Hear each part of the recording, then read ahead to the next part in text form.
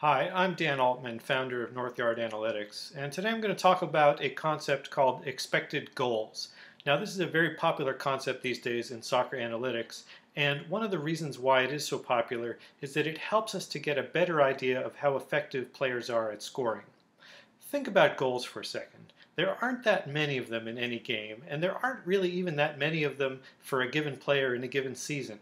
So if a player has 12 goals one year and 8 goals the next year and 6 goals the year after that, do we really know if that player is getting worse over time, or has the player just been unlucky or on a worse team?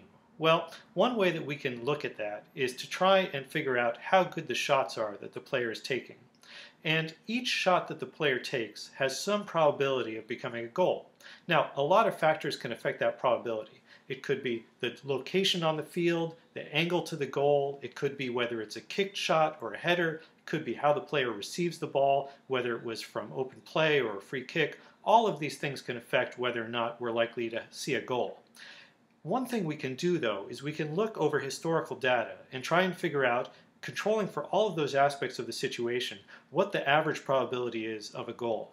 And then what we can do is assign those probabilities to all the shots a player takes and sum those up to get an expectation of how many goals he ought to have scored. Now, this is a very useful concept because it doesn't depend on whether those shots actually went in. It just says how good were the opportunities that the player had. Now, what can we do with this number? Well, we can compare it to the actual goals that the player scored. If the player scores more goals than we expected, then it could be that the player was just lucky, or the player could have some exceptional skill at scoring. If the player scores fewer goals, well, perhaps he's been unlucky, or perhaps he just isn't quite as good a shooter as we think in a way that we can't record and observe using the data that we have.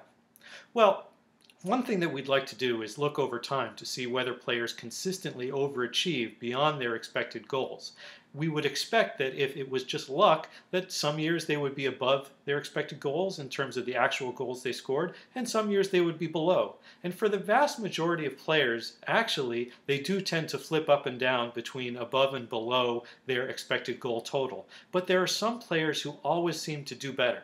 Now, we would expect over a certain number of seasons that some players always would be the ones on top, even if it were just determined by luck. If you flip a coin enough times, then sometimes you'll get a run of 3 or 4 or 5 heads. But maybe there are more of these players than we would actually expect if it were determined by a probability distribution like that. In that case, we want to take a hard look at these players and see, using some traditional tools perhaps, like videotape, whether they do things that are a little bit improving of their shots beyond the other things that I mentioned earlier. If that's the case, then maybe we have identified players who have a real scoring talent.